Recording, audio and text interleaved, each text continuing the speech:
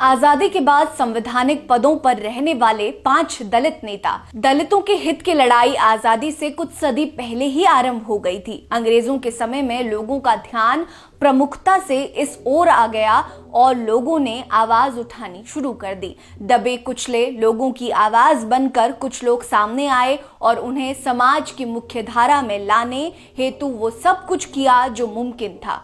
दलितों के मसीहा काफी हद तक इसमें सफल भी हुए। हमारी आज की वीडियो इन्हीं जाबाजों पर है। नमस्कार, मैं हूं आपके साथ रीटा और आप देख रहे हैं भीमसेना। आज की वीडियो में बात होगी आजादी के बाद संवैधानिक पदों पर बैठने वाले 5 दलित नेताओं की। इनमें 5वें नंबर पर हैं मायावती। आजादी के बाद देश के सबसे बड़े दलित नेताओं में मायावती का नाम भी आता है। मायावती द्वारा दलितों के हित में किए गए कार्यों को नकारा नहीं जा सकता। 4 बार उत्तर प्रदेश की मुख्यमंत्री रह चुकी मायावती ने अपने कार्यकाल में दलितों के लिए काफी काम किया। वो दलित समाज की बड़ी नेता मानी जाती हैं। देश की राजनीति में उनकी पकड़ पहले से थोड़ी ढीली जरूर पड़ गई है, लेकिन अभी भी कई इलाकों में उनके आगे कोई नहीं टिकता। मुख्यमंत्री पद पर रहते हुए इन्होंने जिस तरह से दलितों के उत्थान के लिए कार्य किया, उसे स्वीकार करने से कोई नकार नहीं सकता। दलितों के उत्थान के लिए लगातार काम कर रही मायावती पर कई पुस्तकें भी लिखी जा चुकी हैं। इस लिस्ट में चौथे नंबर पर हैं कांशीराम। दलितों की आवाज कांशीराम का नाम तो आपने सुना ही होगा। बहुजन नायक के नाम से प्रसिद्ध राजनीतिज्ञ और समाज सुधारक कांशीराम ने 1984 में बहुजन समाज पार्टी की स्थापना की, जिसका कार्यभार आज मायावती संभाल रही हैं। बाबा साहेब अंबेडकर के विचारों पर चलते हुए कांशीराम ने लगातार दलितों और पिछड़ों के लिए काम किया। 1991-96 तक उत्तर प्रदेश के इटावा से सांसद रहे कांशीराम ने 2001 में मायावती को अपना उत्तराधिकारी बना दिया। इस लिस्ट में तीसरे नंबर पर हैं के.आर. नारायणन। के.आर. नारायणन दलितों के सबसे बड़े नेताओं में से एक थे। समय समय पर उन्होंने दलितों के उत्थान के लिए आवाज भी उठाई और उनके हित में कार्य भी किया। केरल के कोट्टयम जिले में रहने वाले के.आर. नारायणन 1997 में आजाद भारत के 10वें राष्ट्रपति बने। राष्ट्रपति बनने से ठीक पहले तत्कालीन राष्ट्रपति शंकर दयाल शर्मा के कार्यकाल में यानी कि 1992-97 तक वह उपराष्ट्रपति के पद पर थे।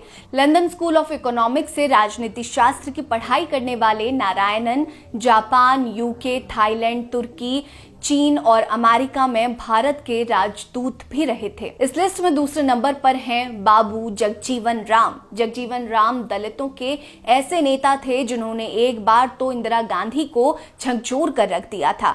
भले ही इनका नाम मुख्य धारा में काफी कम सुनने को मिला, लेकिन दलितों के लिए किए गए इनके कार्य और उनके उत्थान हेतु दिया गया इनका योगदान अतुलनीय रहा है। नेहरू कैबिनेट में श्रम, ट्रांसपोर्ट, रेलवे जैसे कई मंत्रिमंडल संभालने के बाद ये 1977 में भारत के चौथे उप प्रधानमंत्री बने। 1971 में भारत पाक युद्ध के दौरान वो भारत के रक्षा मंत्री थे और इसी युद्ध के बाद बांग्लादेश का जन्म हुआ था।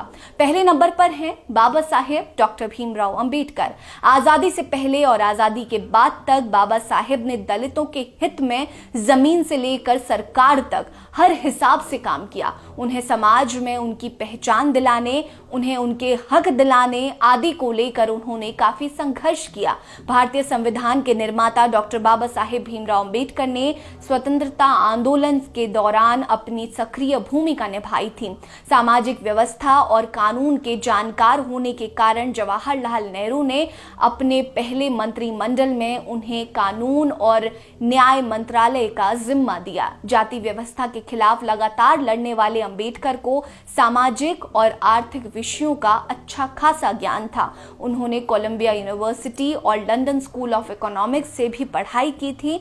1990 में भारत सरकार ने उनके भारतीय समाज में योगदान को लेकर मरणोपरांत भारत रत्न से सम्मानित भी किया था। आप इन नेताओं के बारे में क्या सोचते हैं, हमें जरूर बताइएगा। बने रहिए हमारे साथ। नमस्कार।